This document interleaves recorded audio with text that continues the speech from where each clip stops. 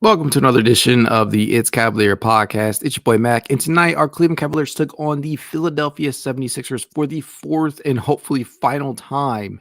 And tonight, they came in with the opportunity to end the season series with a draw after dropping the last two in a very frustrating fashion against Philly. And you know what helped?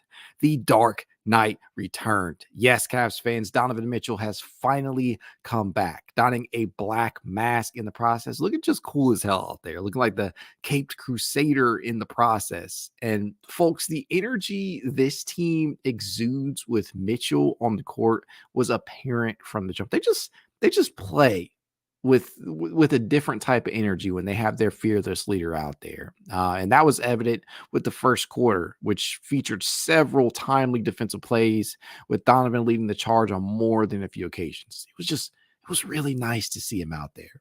And don't get me wrong, right? It was by no means perfect. There were some frustrating parts in tonight's game, as there are in every single game. But it was a fun affair. It was a highly competitive, highly contested game, no matter whether or not Embiid was out there or not. This was a fun playoff atmospheric game. And you could just feel, specifically in regards to Donovan Mitchell, you could just feel the command that he has over this Cavs team. He is unquestionably their leader, and it shows. As Dude says back down here, we back up. Yes, I want you to put the word out. Cue the Idris Elba gif. I want you to put the word out. We back up. We are, man. It feels like that. You have your you have your full starting five out there, something that has not occurred since February 28th. What the fuck? We have not seen this starting five since February 28th. And that to me is astounding. And I'm just like, man, like, look, coming off last performance, right? Where this Cavs team, they were solid at stretches against the Charlotte Hornets in the game prior before just losing that one in just frustrating, disappointing fashion. There was no real defense that I could levy their way. It was a game where a lot of emotions were flying afterwards, a lot of takes were flying, and I just didn't say shit to it because what can you say? They wet the bed, right? And then tonight you get Don back, which is great. Something that had been rumored over the last couple of days, and then we got the announcement. We got the tweet from Donovan Mitchell himself, right? Anytime you see that "let him know" tweet from Donovan Mitchell, you know he's playing. You know he's going to suit up, and whether or not he came out there at 75, 80, 85, 100%, it was just nice to see him out there. You could clearly tell that the ball just seemed to move a little differently out there. Don obviously wasn't the only factor in this game, but it was really good. And one of the things that I was saying when I had McNuggets on, Mikey McNuggets of Ultimate Cleveland Sports Show in that last pod was, in some of these stints where you have seen Donovan come back after missing, more than a handful of games, whatever, what have you, he's come back cold. And that kind of was the case tonight. He was just 4 of 13 from the field, including 1 of 7 from 3-point distance, which doesn't bother me all that much just because at large points of tonight's game, he kind of acted as a decoy offensively, right? And there were times where he drove the basketball. There were a couple of sequences in which he was unafraid to get physical and get in there inside and put pressure on the rim with his dribble drives. But it was nice to see him back out there nonetheless. And I just want to say that no matter how you get the win, as I see Elliot Klassen down here, it makes a point is, guys, we got bailed out by more heroics. Niang. This isn't sustainable. Mobley was a lot better. Strus made some big shots. But again, we easily could have lost this. It's frustrating. Look, I get it. Elliot, I get it. But a W is a W, and I will take that. And that is in a night where Donovan Mitchell has just come back. He's not himself. And Philly, as Tune In says down here, Elliot, if you're not aware, Philly's still a good team.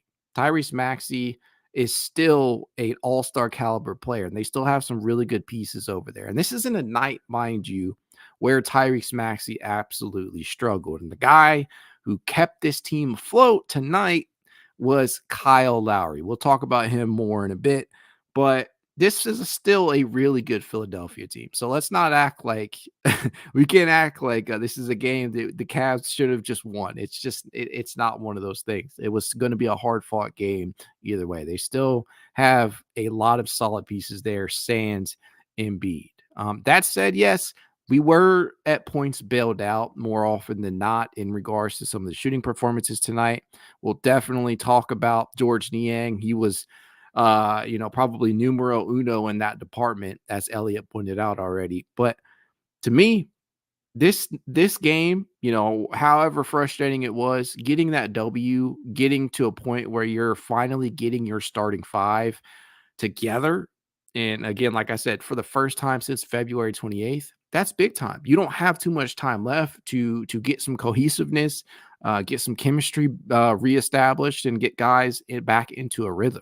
And we clearly, like I just said about Donovan Mitchell, it's one of those situations where he's been out for a little while now. You need him to start getting into a sort of a rhythm in order for him to be able to be at his most effective, peak effectiveness come the playoffs, no matter the matchup that we have. Now, as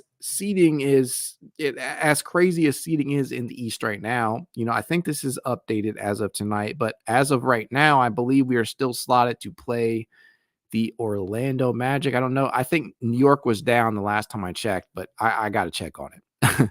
But if they stay in the 4 spot and Orlando stays where they're at, right, that's going to be the matchup. If they get bumped up back into that 3 spot, they will see Indiana. They will see Indiana as of right now. And so the point of saying all that is you're going to need Donovan Mitchell at full strength or damn near it, and in a rhythm, in a solid rhythm, in order to really to win any first round series. But as I said, he wasn't the only one tonight that I was really, really impressed with. I was impressed with his presence, obviously just being out there. But the most impressive performance to me, obviously, was Evan Mobley. Not even George Niang. I'll get to George Niang in a minute, but Evan freaking Mobley, man. Guy just came back himself. He was another guy who's been missing a ton of games as of late, and he's still been on that minutes restriction and whatnot. And for me, he just made play after play when it counted, whether it be the blocks, whether it be the triple. I should pull that up. I think I had it here somewhere listed up without the audio, but it was awesome, man. It was just such an awesome sight to see. The Sixers let him shoot it, and Mobley did exactly that. He's 7 for 10 tonight. He has 20 big points. None bigger than this basket.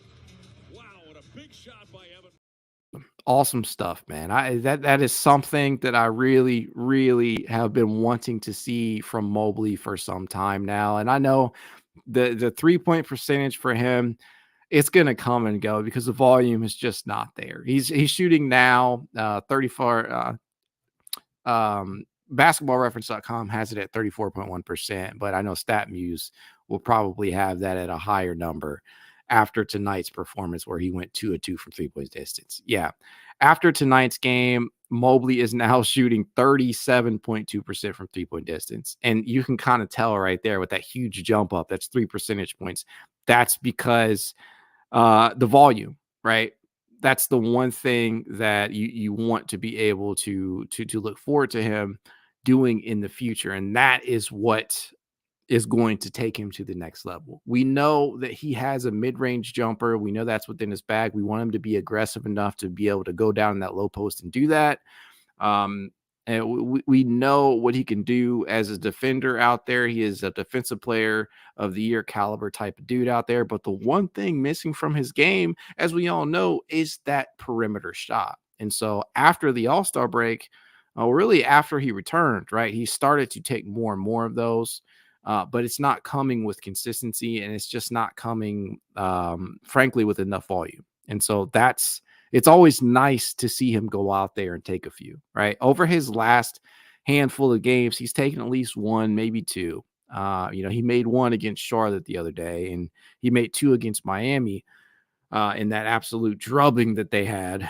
But yeah, I mean, you're looking at his development as a 3-point shot maker, and tonight's shot, that final one, couldn't have come at a better time. So that was pretty awesome. And props to Darius Garland for knowing to get the ball to him. And boy, oh boy, got to talk about Darius Garland because this man continues to just get flack after flack. And I get it. Some of it is justified. I understand it. I'm not going to comment on the season as a whole because frankly, I'm tired of doing that. I'm tired of having to come up here and try and rationalize the season that he's having because we all know that Darius has to be better, but we know why the reasons are, or some of the things that we can point to as to why he has had the season that he has had. But tonight, I don't have a whole hell of a lot to complain about.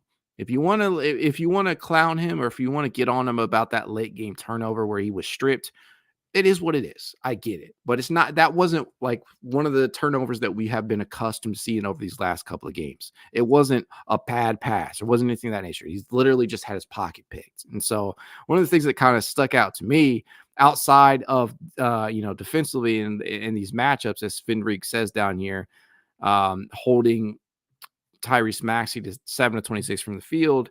I don't think that was all him, but I'm going to give credit where credit's due. I thought he held up very, very well. I thought Maxey missed some makeable shots out there, but as a defender, DG is an area where he's not technically known as a solid defender out there.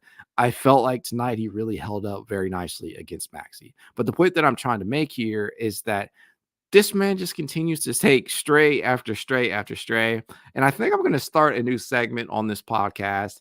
Simply, maybe the worst tweet of the day. I don't know. I'll have a better name for it because as time goes on. But this is the one that really stuck out to me. Sorry, Tony. At what point do we limit DG's minutes? Answer that on the pod. Well, I'm doing that right now. I'm sorry. I got to call you out just because I'm tired of seeing these types of things appear. The man, after he has 34 assists over his last 3 games, 34 assists over his last 3 games, 3 straight double-doubles. I get it. The late game turnovers, they are frustrating as hell.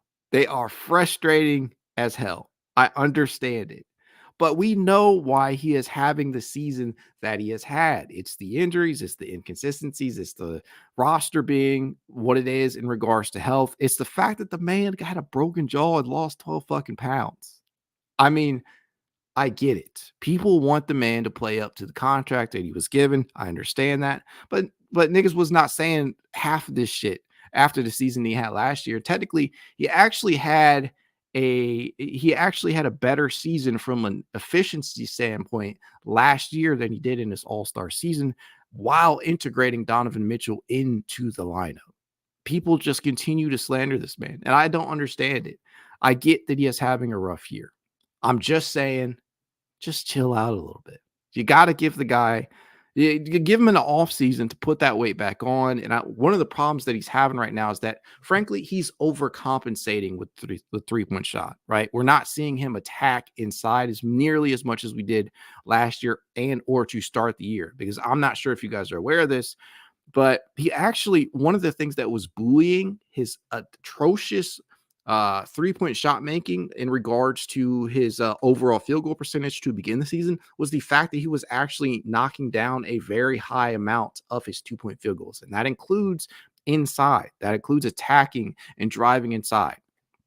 He's not been able to do that nearly as much, partly because the NBA has kind of changed the way that they allow defenders to get physical with you. They're allowing a lot more contact than they have in a long time. And the other part of that token is that the man lost considerable weight. So he no longer has, in my opinion, he just doesn't have the ability to go in and absorb that contact.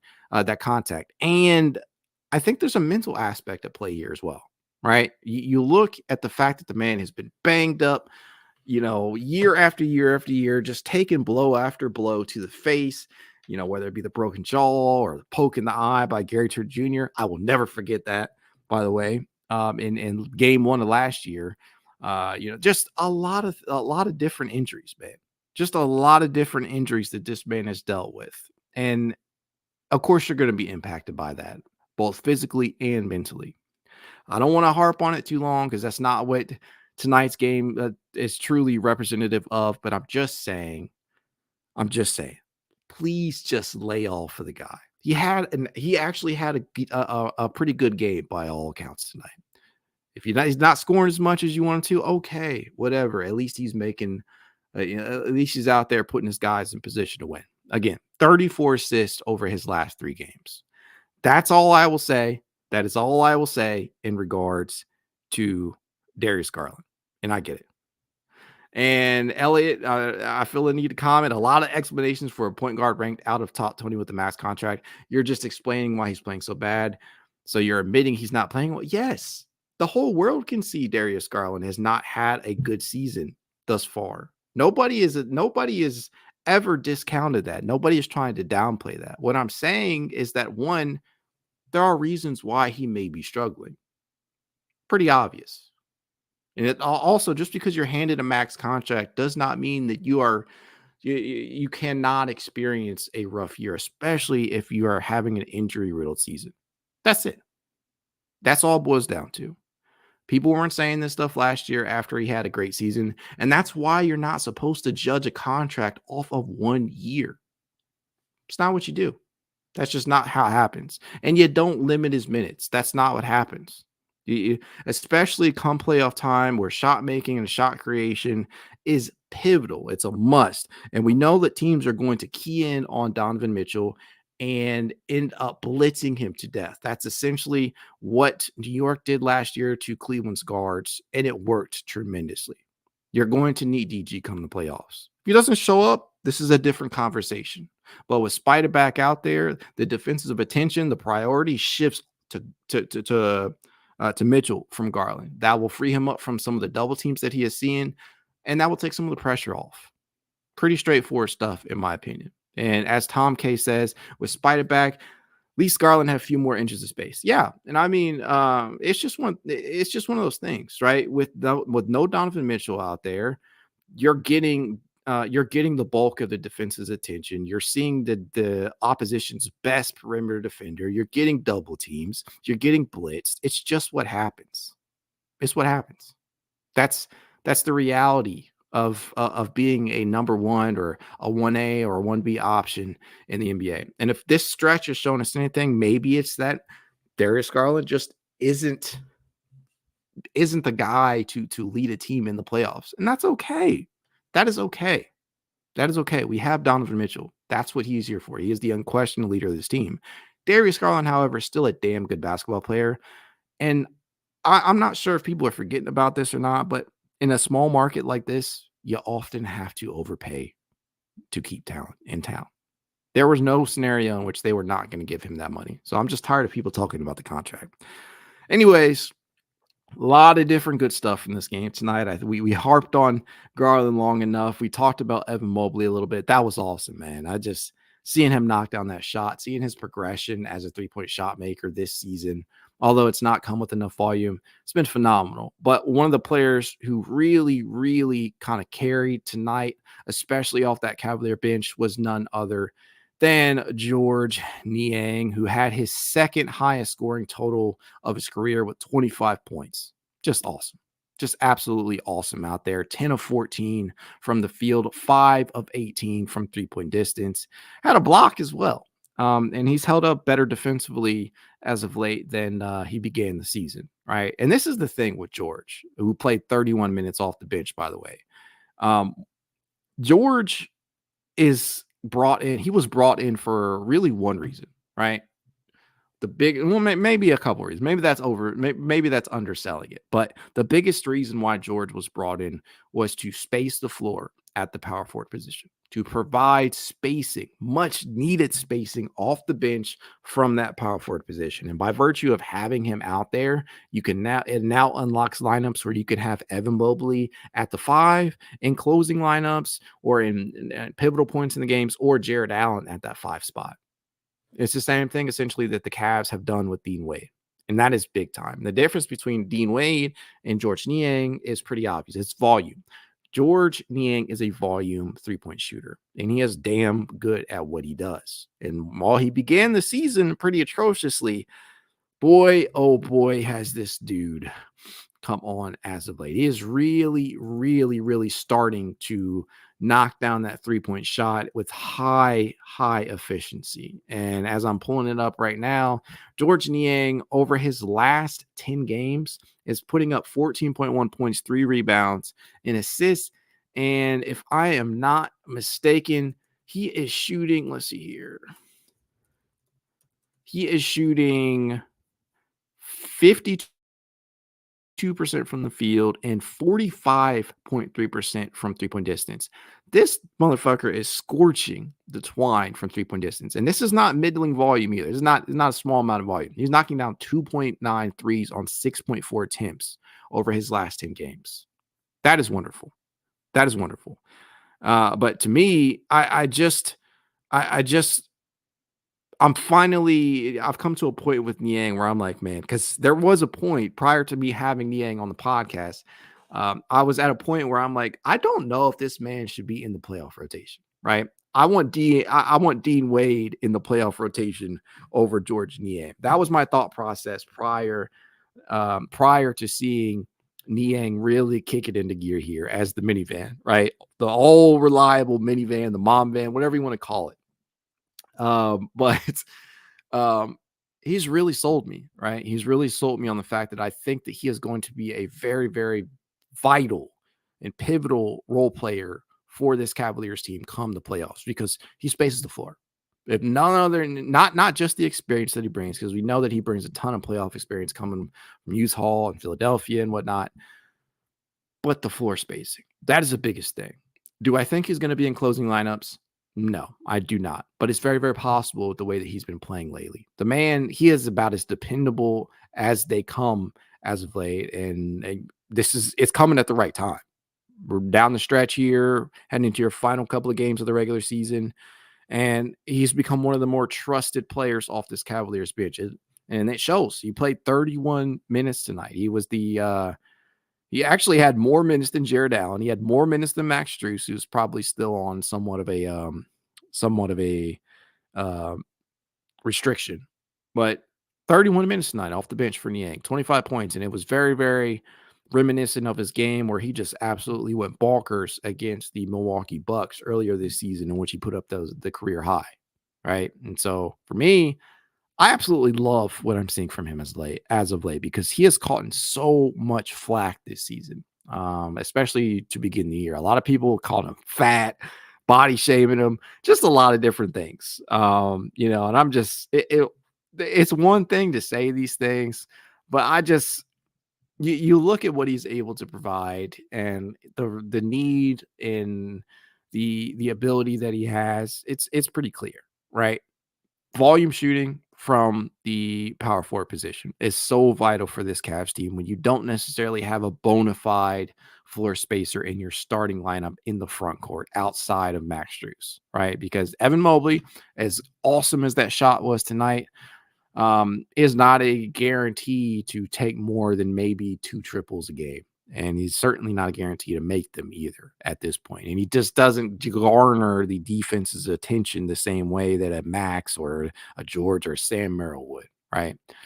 And the same can be said for Jarrett Allen, who has just not really shown any semblance of a three-point shot himself throughout the duration of his career. He's had his moments where he's taken them. If the Cavs are up, there's a blowout or he has enough space.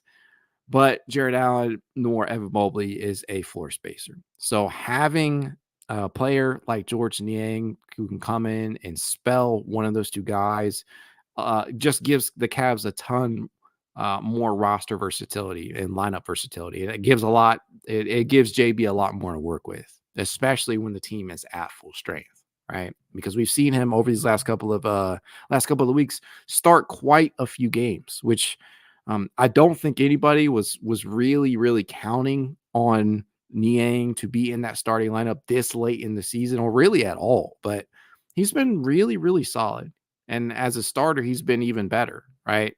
So props to Kobe Altman for bringing him here. And I know that when the good is really good and the bad is really bad with Niang, that's just what he is. That's just how he is. But so far, so good. I think that was a very, very solid addition that they made. I see a lot of people update and be on this Knicks Spurs game. Spurs 128-126 with 3 seconds left. Did they win? That's what I want to know. Did the Spurs win? Did the Knicks win? That's what I would like to know. If somebody could tell me. Okay, Spurs won. Thank you. Tuned in. Thanks. I appreciate that. Wimby 40 burger. Wimby put up 40. Jeez. I don't know. I'll stick to the Cavs though for now. Um, Guess who we got to see tonight? Marcus Morris, 17 points. Not 17 points, 17 minutes, 3 points, 5 boards. Did knock down a triple, and this is coming right after a game against Charlotte where he just didn't see the court. Um, One thing that I can say about Morris is that he has been signed to the rest of the season, which is awesome. I think the Cavs really, really needed a player of his ilk to come in here and just show some toughness. And we know we've already seen him put that on display when he got ejected the other day with the elbow and whatnot. But I think the Cavs could all use a little bit more toughness, and signing Morris for the rest of the season and having him not only be a guy who can provide that toughness and experience, but somebody who can actually still contribute on the court at a very vital position for the Cavs, which is that wing power forward position. He can give you minutes where if George Niang or Dean Wade are struggling, or if somebody's out. And so the thing that I loved about that ejection the other day is that it kind of galvanized, right? It galvanized the team after they kind of got off to a sluggish start against Charlotte. And it was one of those things where um, you just you sometimes it ends up happening. We saw it happen with Donovan Mitchell, I believe, not was it last season with Donovan Mitchell when he got ejected against Dylan Brooks? Um, I think it was, yeah, last season. Sometimes ejections can just galvanize, and that's exactly what Morris's ejection did. And Morris, like I said, one of the more underrated things about his signing for the rest of the season is that it does give JB yet another body at the power forward position who can space the floor, mind you, and just a lot of different lineups and looks that you can throw out there, which is awesome. But man, this is from top to bottom. While the score reads 117, 114, definitely a close game. Cavs definitely got bailed out at points from some stellar shot making from George Niang and whatnot.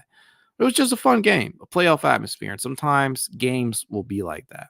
And one of the players that we haven't already mentioned tonight was Sam Merrill, who played 21 minutes off that bench and went 4 of 8 from 3-point distance. And we know what the case is with Merrill. He is about as combustible as they come. Just a player out there that guys have to chase around screens constantly. He's constantly on the move. Ball movement out there when he's out there is just on a whole nother level, right? He forces defenses to pay attention to wherever he is at on that floor. And we saw on that, I believe he had a 4-point play tonight when he drilled that 3 and got fouled. We know the impact that he can make. And I think my question with him is going to be something that he really is out of his control. And that is JB actually going to include him in the playoff rotation? I am very, very curious to see that. And I think some of that is probably going to be dependent upon whether or not we get Dean Wade back. But man, this is a deep team, and something that kind of puts that in perspective is Isaac Okoro only played 15 minutes tonight. Isaac Okoro was as Bleacher Report has it tonight, he was the ninth man, with Tristan Thompson coming in as number 10, who only played 6 minutes. But 15 minutes from Isaac Okoro, that really kind of puts things into perspective for me. And it's just one of those things where I see the hard work that he has put in, but I can't disagree with some of the lineups some of the lineups and rotations that JB has chosen to deploy depending upon the scenario in any given game. Now, obviously, Niang had it going on tonight, so you're not going to bench him. Sam Merrill, same thing, right? He's a flamethrower in a game that's really, really tightly contested. You're probably going to prioritize offense over defense at certain points if you can kind of bounce it out, if you have the ability to do that. So I understand why that may be the case. But I say all this to say I'm not quite sure that Sam even will be in the playoff rotation. So there's just a lot of different things here um, that are probably not going to be answered until we have our full complement of guys back. And Dean is that next domino to fall after we've gotten both Evan and Donovan back. Back to the comment section here. Tune in asks, Mack, who would you rather face, Magic or Pacers?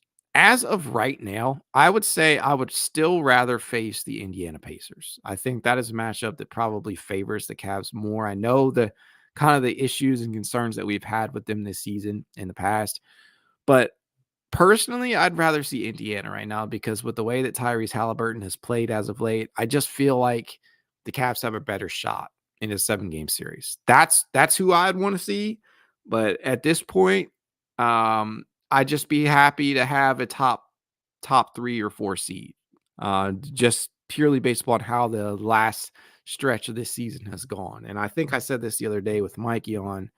Um, Prior to the All-Star break, when we had that just scorching run, I just didn't care who the Cavs played in the playoffs because I was ultra confident that it didn't really matter who the opponent would be. We just smacked the fuck out of them. But obviously, post All-Star break, things have been much different. There have been a ton of injuries that have mounted up, and the Cavs have lost some very, very frustrating games that were very winnable, and they shot themselves in the foot on more than a few occasions. And they haven't done themselves any favors. So I just don't quite know what to make of this team. And that's why I try and take it a game at a time, a day at a time with this team, because you just never quite know which team you're going to see. But that said, yeah, give me Indiana all day right now. I do not want to see Miami, that's for sure. I do not want to see them in a 7-game series with the way that we've currently been playing. But with Donovan and Evan back in the fold, with Max back out there, I guess things could be better, right? I just I watched the ass kicking that Miami handed out to Cleveland, not too long ago, and I'm just thinking to myself the entire time, this is not a team that we want to see in a 7-game series right now. Just not a team that we want to see. Anaconda 123 says down here, Sam played legit defense tonight, though. Yeah, Sam Merrill is an underrated perimeter defender. We know how tough he is, as evidenced by the high number of charges that he has taken. He is willing to put his body on the line out there, and more often than not, he comes through, right? But tonight, defensively, it was yet another instance in which you look at what he's able to provide, and you can justify why Isaac probably didn't get as many minutes as you would have liked, right? Because one, we already know Sam Merrill is an absolute flamethrower from 3-point distance. We know George Niang had it going on, so you're not really going to you're not going to remove either one of those guys, and those are at least Sam is a direct competitor for the slot of minutes that you could really give to Isaac, especially with Max being back in the equation. So I don't know. I would love to have Max. Well, not Max. I would love to have Sam in the playoff rotation. I would love to have Isaac in the playoff rotation. I just don't know. I don't know what the playoff rotation is actually going to be. B Scroll says, yeah, Miami just buried Portland tonight, 60 points. That is insane. I do not want to see them in the postseason. I just, at least in the first round. I hope that is not the matchup that we face, but we'll see. And it kind of 123 says he literally stood in front of his man tonight and forced turnovers. It was impressive. Yeah. Again, Sam is a very, very underrated perimeter defender. I had the stat pulled up a couple of pods back in regards to the overall percentage that he has held his matchups to. I don't think NBA.com is probably going to have the updated version of that tonight, but Merrill he's held up. He has more than held up on his on his fair share of possessions against some of these matchups that he's taken. I might as well go ahead and check while I'm up here, right? As of right now, Merrill total, I don't know if tonight's game is included in that. He has held his matchups to 119 of 295, which is good for 40.3% from the field, including a lowly 33.6% from 3-point distance. The man has held up. Some of that is skewed. You got to kind of use that tracking matchup data from NBA.com with a grain of salt, but more often than not, it is correct in regards to some of the matchups that players face. But Merrill, he continues to impress me when he's actually given real minutes out there. So I hope that continues to be the case. I hope that he continues to get consistent run. But with everybody back now outside of Dean, I don't know what that's going to look like.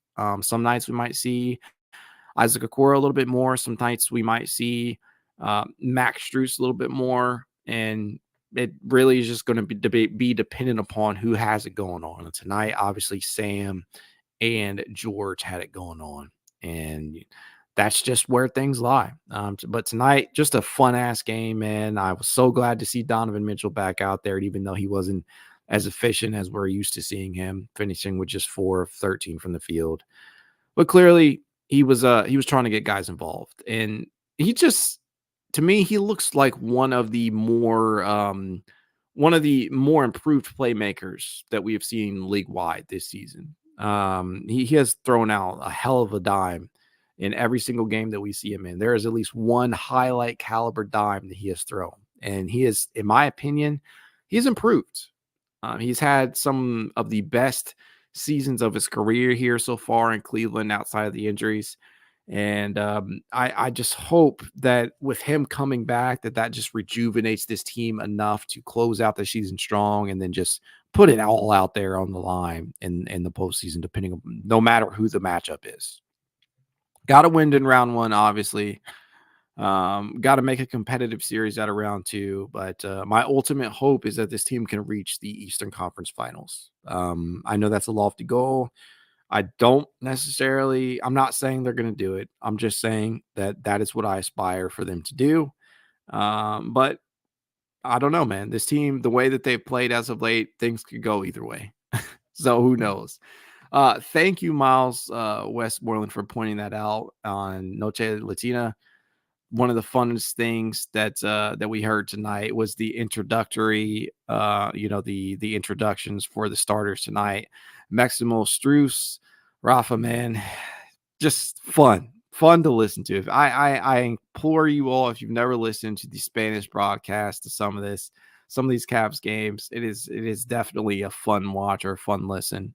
It's just he just brings so much excitement. And so I loved hearing that starting lineup introduced tonight by Rafa. Definitely the Maximo Strus part. Miles also says we go into the finals, bro. I mean, it would be a dream, right? I think I don't know about you all, but I would be satisfied completely if we made it to the Eastern Conference Finals. It would be nice to play New York at some point and get some revenge on them, although half that roster is just gone. It's really not even the same team anymore. It'd be nice to get a playoff series victory over them. A round one victory is a non-negotiable. Round two, depending upon who you match up with, as long as you take them to 6-7 games, I think that would probably be enough to sell Donovan Mitchell on signing here long term. But I know a lot of people feel like if they don't make it to the Eastern Conference Finals, JB needs to be fired, Kobe Altman needs to be fired, and then so on and so forth. But I don't know. Time will tell. Cavs have no easy games left on this schedule, and each game is kind of going to be a dogfight from here on out. They will play the Denver Nuggets, if I am not mistaken, on Sunday. And then they will take on the Utah Jazz. Following that, they have Phoenix and then LA and LA Clippers after that. So they're just we're gotten to the point where each and every one of these games matters, and they matter tremendously. And I think I mentioned this the other day with Mikey. Even the final game of the season against the Charlotte Hornets, that one could play a pretty big factor in determining seeding for the East at large, especially for the Cavs, right? And so hopefully they keep up the pace. What I'm really hoping for down the stretch here is more so, obviously I'm hoping that they win. I'm hoping that they win more often than not. But the biggest thing that I'm hoping for is that, one, they get guys in full health. They get guys back to 100%. And two, they get guys in rhythm and they build chemistry. That is what I'm looking for over these next couple of games. I just want to see them gain some camaraderie, some chemistry, and to see certain guys get into a rhythm. I want to see Darius Garland playing the best basketball of this season going into the playoffs. I want to see Donovan Mitchell back into a rhythm. I want to see Max Strus the same. And I also want to see the minute restrictions lifted, which will probably happen over the next couple of games. That said, I appreciate you guys for tuning in. A hell of a win tonight. I know it wasn't ideal at points, but a win is a win, and I will take that all the live long day, especially in the return of Donovan Mitchell, our fearless leader. If you are watching for the first time, you're streaming for the first time, do me a favor, hit that like button, hit the subscribe. You never quite know what you're going to see on the channel. I just put out content on Luke Travers the other day. That was definitely a fun piece of content that I put out. I'll probably do the same for Khalifa Diop over the next couple of days. But I say all that to say, thanks for tuning in. You guys have a good night. As I always tell you, if you'd like to reach out, you know how you can. It's Cavalier_pod on Twitter, TikTok, Instagram, YouTube, and more. If you would like to be added to the It's Cavalier Discord chat, you know what to do. Leave a rating, leave a review, send a screenshot, set a review to It's Cavalier53 at gmail.com, and I will send you an invite. That said, go Cavs. Have a good night. Dr. Claw points out down here right before, I could not mention this. Thanks, Claw. Luke and Delhi doing well in the NBL playoffs. Yeah, if I'm not mistaken, Delhi kind of forced game 5, right? He forced a game 5 for Melbourne United. And Luke had some very, very good plays down the stretch in that one as well. And I think I clipped some of those in that piece of content that I put out on Travers. But yeah, good to see the Cleveland faithful over there in land down under doing well. Hopefully we see Luke stateside come the off season. Always good to hear Delhi's doing well, but go Cavs.